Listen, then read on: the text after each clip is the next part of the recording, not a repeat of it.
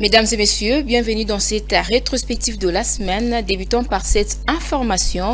Au nom du président de la République, le Premier ministre Jean-Michel Sama Lukonde a ouvert lundi 16 octobre les travaux de la 56e session du Conseil des ministres de l'espace OHADA en sigle. Le chef de l'exécutif congolais a à l'occasion appelé à la responsabilité des ministres membres de cet espace afin de veiller à ce que l'organisation continue d'évoluer et de répondre aux besoins économiques ainsi qu'aux défis liés à la mondialisation. Du haut de la tribune, le chef du gouvernement congolais a invité les ministres ayant la justice dans leurs attributions au sein des pays membres de cette organisation à en préserver les acquis tout en soulignant l'intérêt que son gouvernement accorde à cette organisation commune, gage, dit-il, de développement de la communauté. Cela fait exactement 47 jours depuis que se sont éteintes les lampions de la 55e réunion du Conseil des ministres de l'Organisation de l'harmonisation en Afrique du droit des affaires qui avait eu lieu le 30 août 2020. C'est toujours pour moi avec le même plaisir que je prends la parole à ces assises pour démontrer l'intérêt que le gouvernement de la République démocratique du Congo accorde à notre organisation commune, gage de développement de l'Afrique. Ce, avant de saluer la vision commune partagée par ces ministres au profit des jeunes économies africaines. Votre séjour à Kinshasa, pour la 3e fois consécutive, en l'espace de 8 mois, est la traduction de votre ferme volonté d'accomplir notre vision partagée d'unification du droit des affaires afin de renforcer l'harmonisation de nos cadres juridiques, favoriser le commerce intra-africain et encourager les investissements sur notre continent en vue d'attirer des capitaux frais pour la croissance de nos jeunes économies. Il a également révélé l'importance des points inscrits à l'ordre du jour de cette session pour les économies africaines face aux défis de la mondialisation. En tant que dirigeant, il est de notre responsabilité de veiller à ce que notre organisation continue d'évoluer pour répondre aux besoins changeants de nos économies et de nos citoyens, ainsi qu'aux défis liés à la mondialisation. Signalant que cette cérémonie d'ouverture a connu la participation des députés et sénateurs, de la ministre d'État, ministre de la Justice et garde des Sceaux de la RDC, présidente en exercice du Conseil des ministres de l'OHADA, les ministres de la Justice des pays membres de cette organisation et des quelques membres du gouvernement de la République démocratique du Congo. À son absence, la Cour constitutionnelle de la République démocratique du Congo a décidé le 16 octobre de juger par défaut Matata Ponyo Mapon, ancien Premier ministre et candidat à la présidentielle de décembre 2023, poursuivi pour détournement présumé de deniers publics dans le cadre de l'affaire du parc agro-industriel de Bukangalonzo. C'est malgré la tentative de 6 avocats de solliciter un délai de 60 jours en faveur de leurs clients pour des raisons sanitaires. À l'ouverture de l'audience, la défense de celui qui est aujourd'hui sénateur et président du parti Leadership et Gouvernance pour le Développement a indiqué que ce dernier était malade avant de solliciter un délai de 60 jours pour le juger. S'avère être M. Matata. Et conformément à la Constitution, si c'était un théâtre, on n'aurait pas ramené ces rapports médicaux. Nous connaissons chez nous, il arrive de fabrication des documents. Ici, il s'agit d'un hôpital sérieux de l'étranger qui retrace la situation sanitaire calamiteuse de M. Matata. Mais qu'il n'y a pas un juge de la maladie. Il n'y a pas un juge du temps. Malgré la tentative de présenter leur défense, la Cour constitutionnelle, par la voix de son président Dieudonné Kamuleta, s'est maintenue à sa décision, celle de retenir les défauts à l'égard de Matata Ponyo avant de prier ses avocats de se retirer. La Cour a reçu la demande du prévenu même absent aujourd'hui. La Cour rejette la demande présentée par les avocats du prévenu Matata et retient le défaut en son égard et prie les avocats du prévenu Matata de se retirer de la barre. Au cours de l'audience du 25 septembre dernier, la Cour constitutionnelle avait accordé 45 jours au prévenu Matata de se préparer de comparaître personnellement et obligatoirement à l'audience de lundi 16 octobre.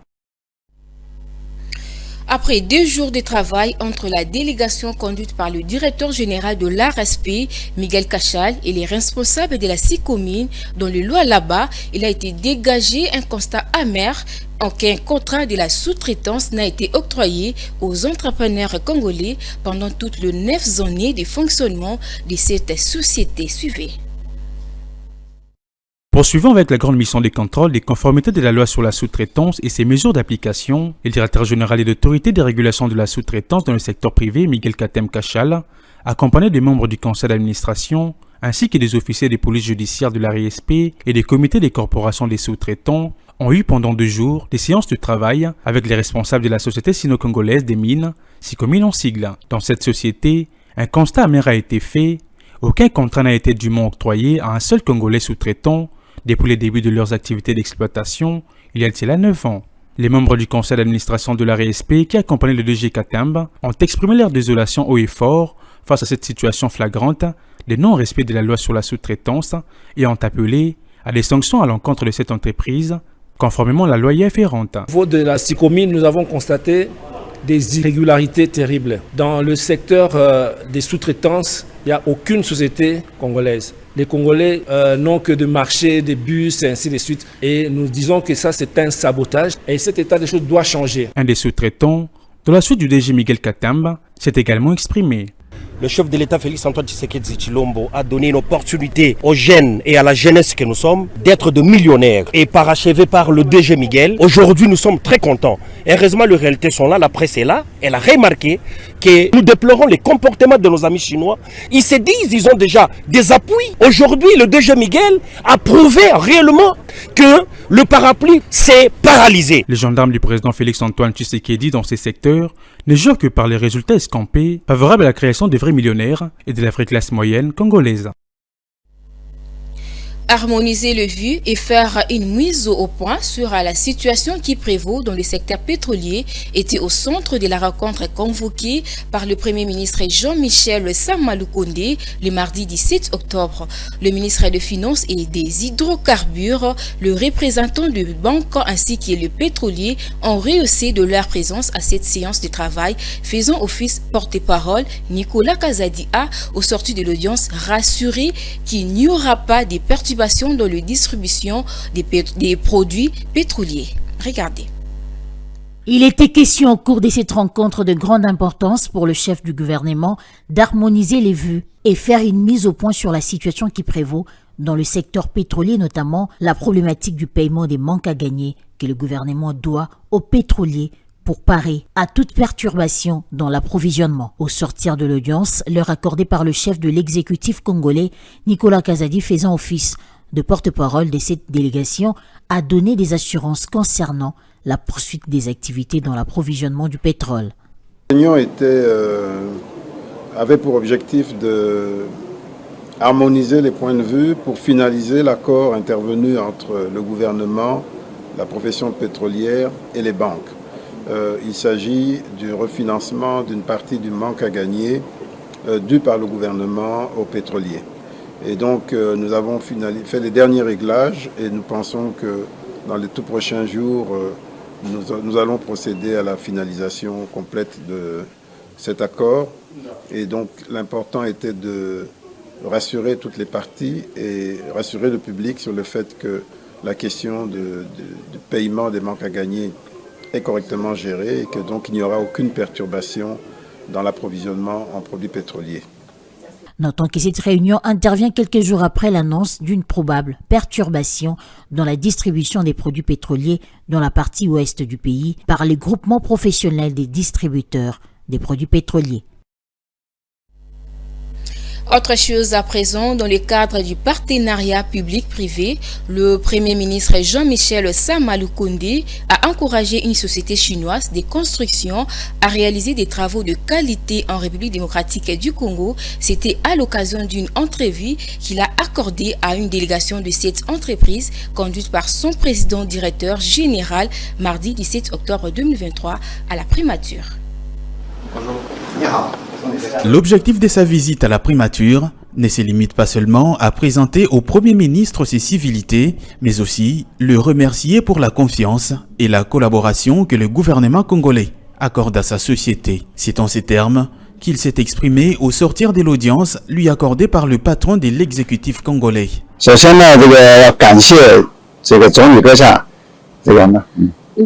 d'abord, on remercie beaucoup Son Excellence le Premier ministre de nous accorder cette opportunité pour cette rencontre.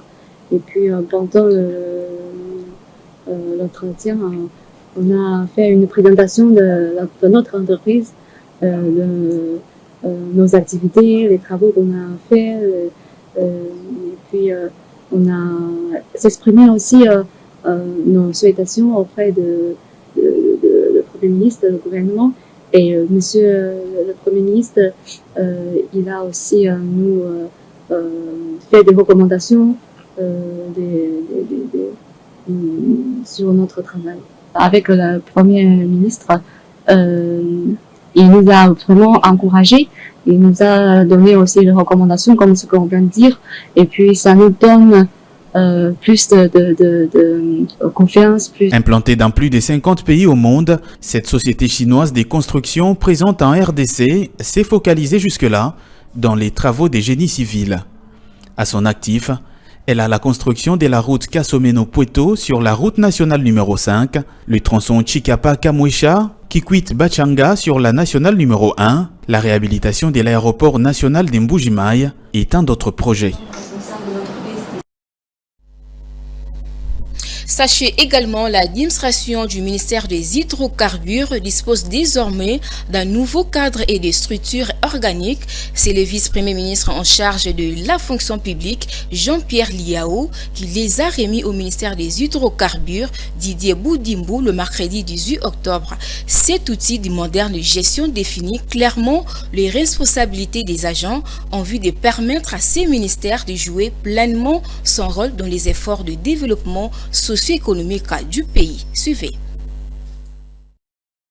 La signature de ces nouveaux cadres entre le vice-premier ministre en charge de la fonction publique Jean-Pierre Liao et le ministre des Hydrocarbures Didier Boudimbo permet à cette administration de disposer d'un outil moderne de gestion relevant les opportunités de travail qu'offre le nouveau cadre organique du secrétariat général aux hydrocarbures. Fruit des travaux de la commission mixte des experts de la fonction publique et des hydrocarbures, cet outil est en outre destiné à servir des boussoles dans la transformation des ressources humaines au sein de l'administration de ces ministères. C'est l'occasion pour le numéro 1 de la fonction publique, Jean-Pierre Liao, de marteler sur le respect de la vision du chef de l'État, celle visant le rajeunissement qualitatif et compétitif. Nous avons choisi d'agir afin de concrétiser une volonté forte qui s'est exprimée depuis un peu moins de 5 ans dans notre pays, à travers le président de la République, chef de l'État, qui est porteur de la détermination de doter notre pays d'une administration publique qui soit véritablement à la hauteur des enjeux. Les cadres organiques peuvent être implémentés, élaborés avec un référentiel des emplois. Et ces référentiels fixent le maximum des effectifs à ne pas dépasser. Nous avons là des perspectives qui peuvent nous permettre de recruter. Mais ces recrutements, ainsi que vous le savez, selon la volonté du président de la République, se fait de manière qualitative. Ce cadre organique tombe à point nommé au regard de besoins de recrutement de nouveaux agents et personnels qualifiés exprimés par le ministère après les appels d'offres de blocs gaziers lancés il y a peu. Disposant de ces cadres, Didier Boudimbo exprime ainsi son satisfait. Vous savez que nous avons lancé les appels d'offres sur 27 blocs pétroliers et 3 blocs gaziers. Donc ça fait que nous avons besoin encore de plus de personnel et des agents qualifiés pour pouvoir nous aider à remonter le secteur des hydrocarbures. À noter que ces nouveaux outils sert d'instrument de référence pour satisfaire les impératifs de la maîtrise des effectifs et de la masse salariale. En vue de maximiser le recette et lutter contre les exonérations frauduleuses et fantaisistes qui font perdre à l'État congolais des milliers de dollars, la haute direction de l'IGF a présidé une séance de travail le mercredi 18 octobre en présence de la Direction générale des douanes et assises et l'Agence nationale pour la promotion des investissements sur l'évaluation des modalités de contrôle des exonérations liées au Code des investissements. Suivez. C'est sur la demande du directeur général de la DGDA que s'est tenue à l'inspection générale de finances la réunion qui a réuni autour d'une table le DG de la DGDA, l'inspection générale de finances, l'ANAPI, la DGI, un représentant du ministère de Finances et celui du plan pour déterminer les modalités pratiques du contrôle des exonérations liées au code des investissements. Ceci dans le but d'harmoniser le vu entre toutes les parties prenantes afin d'assurer la célérité de procédures qui doivent se faire en toute conformité avec le texte. Pour le DG de la DGDA, KBC et Bernard, une feuille de route a été suggérée à l'inspection générale de finances afin de trouver un équilibre sur ces exigences. Nous avions des préoccupations que nous avons formulées à l'intention de l'IGF et au cours de la réunion d'aujourd'hui, nous avons harmonisé les points de vue, notamment en termes des problématiques qui ont été soulevées sur la chaîne des exonérations, en particulier les exonérations qui sont accordées dans le cadre du Code des investissements. Pour sa part, l'inspecteur général de finances, chef de service adjoint de l'IGF, Victor Batubenga, l'inspection générale de finances face à ses interlocuteurs, a relevé que la contrepartie principale exigée par la loi aux bénéficiaires des exonérations du Code des investissements demeure la création d'emplois au profit des Congolais. Il a en outre insisté que le bénéficiaire de ces avantages doivent à la fin du projet admis au Code des investissements réaliser leur engagement sur le volet création d'emplois. En tout cas, il y a eu des convergences qui se sont dégagées. Et l'ANAPI, qui a pris part à ces échanges, a salué le travail de l'IGF avant d'admettre que chaque partie devrait jouer son rôle pour l'avancement de la chose publique. Il faut dire que l'inspection générale de finances est fortement liée à la mobilisation de recettes. Voilà pourquoi elle s'implique aussi dans le contrôle de l'exonération. Autre chose à présent, informer le président de la Commission électorale nationale indépendante, Denis Kadima, sur les objectifs de leur mission en République démocratique du Congo était l'objet de la visite de la mission d'évaluation préélectorale du Conseil consultatif électoral de la SADC, conduite par sa vice-présidente à la CENI le mercredi 18 octobre 2023. En mission d'évaluation préélectorale depuis une semaine, cette délégation conduite par la vice-présidente de la SADC s'est entretenue avec le président de la CENI, Denis Kadima. La mission de cette délégation a consisté prioritairement à évaluer si l'environnement politique et sécuritaire du pays est propice à la tenue des élections libres, équitables, transparentes, crédibles et pacifiques, conformément aux principes et lignes directrices révisées de la SADC, mais également jauger le cadre légal et constitutionnel régissant les élections présidentielles, législatives et des conseillers communaux du 20 décembre 2023. C'est ce sur quoi est revenu le numéro 2 de la communauté de développement de pays de l'Afrique australe au sortir de leurs échanges. Nous sommes ici pour mener une évaluation préélectorale. Nous voulons également nous être saisis de la situation politique et de la situation sécuritaire du pays pour voir si elle se prête à la tenue des élections. Nous évaluons également le cadre juridique, notamment la Constitution, la loi électorale. Avant de mettre en avant la satisfaction qui se dégage de la mission effectuée par la délégation, prête à revenir lors des consultations électorales pour accompagner la mission d'observation électorale attendue en décembre 2023. La CENI est un acteur clé dans ce processus électoral. C'est pour cela que nous sommes venus rencontrer le président afin d'évaluer l'état de préparation de la CENI pour l'organisation des élections. Oui, nous sommes satisfaits.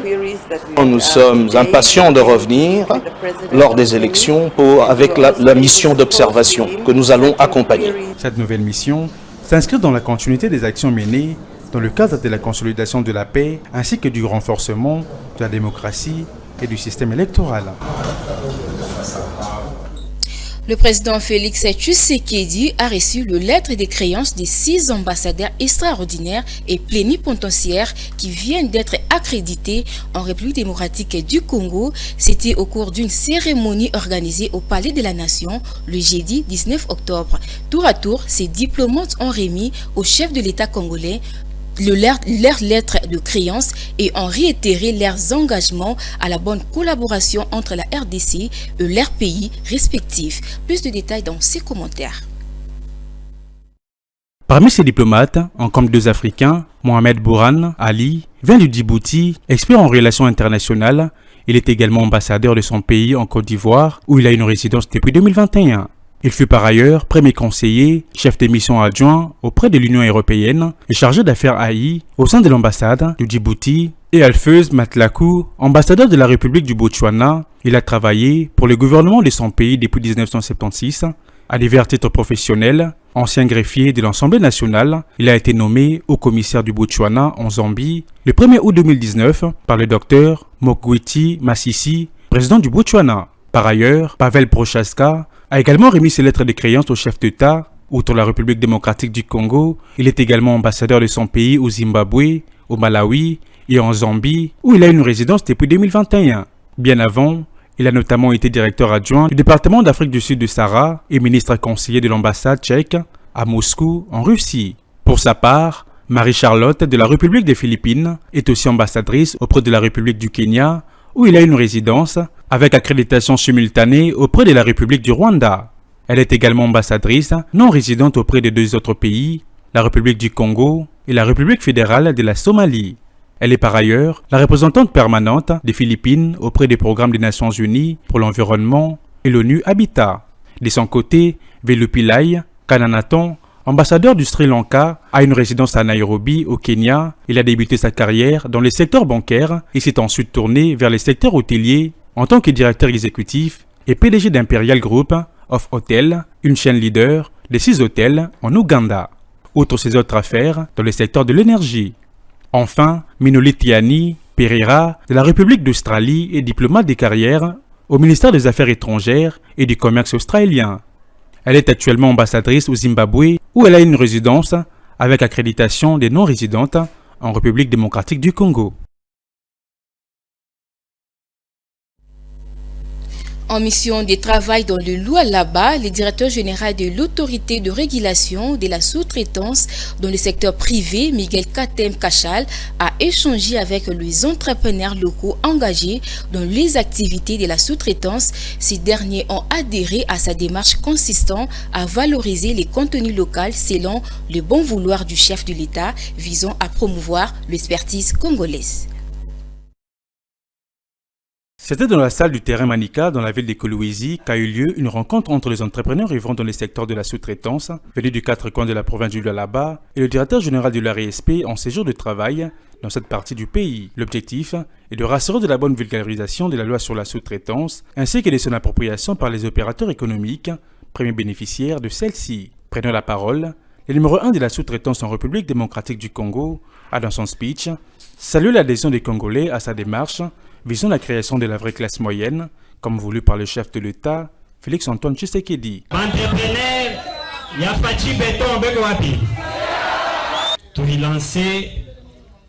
Nous avions lancé le contrôle dans toute la République. Ce contrôle a débuté à Kinshasa.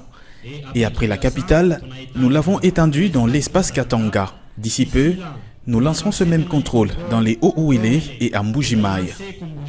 En ce qui concerne la province du Lualaba, l'objectif poursuivi est que les entrepreneurs de cette province accèdent au marché des sous-traitances.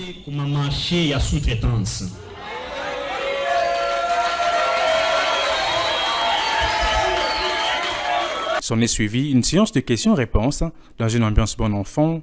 Les participants ont tout d'abord salué l'initiative du DG qui lui-même est présent sur le terrain dans cette grande opération de contrôle effectuée dans les entreprises principales. Vu la taille du travail qu'il est en train d'effectuer, c'est quelque chose à féliciter parce qu'auparavant ça n'existait pas.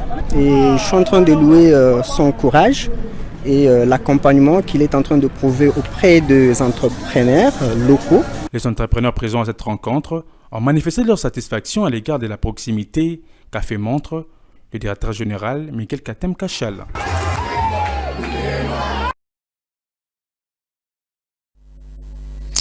Enfin, une délégation de la Direction générale de recettes de Kinshasa, DGRK en sigle, conduite par son directeur général Edi Fumopoko, s'est rendue le jeudi 19 octobre chez les commissaires provinciaux de la police afin de solliciter une énième fois son accompagnement pour le prochain recouvrement forcé de la vignette de l'exercice triplé 2021, 2022, 2023 qui débute le vendredi 27 octobre prochain.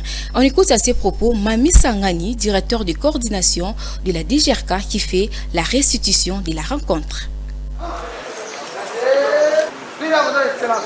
Nous sommes une délégation de la DGRK conduite par son directeur général, M. Edi Fumopoko. Comme nous l'avions si bien annoncé depuis tout le temps qu'il y aura recouvrement forcé de la vignette. Et nous l'avions annoncé, comme je venais de le dire, que nous, la DGRK sera accompagnée par la police. C'est comme ça que nous sommes venus rencontrer les commissaires provinciaux de la police pour voir comment nous allons mettre les équipes en place. Parce que déjà la semaine prochaine, le recouvrement forcé de la vignette va commencer. Et la police sera avec la DGRK pour voir tous ceux qui n'ont pas payé quand il y avait le recouvrement à l'amiable ou le recouvrement volontaire. Donc la grande information pour les assujettis, c'est le recouvrement forcé de la vignette qui débute la semaine prochaine.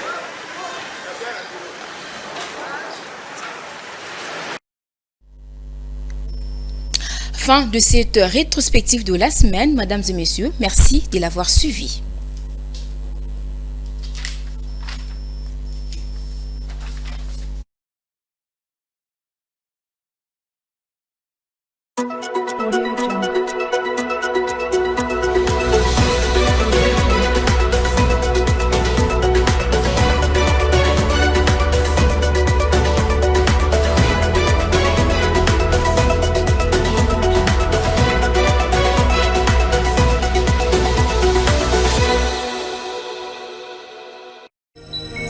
Ce journal vous a été offert par DACO SARL, société d'expertise comptable et de fiscalité.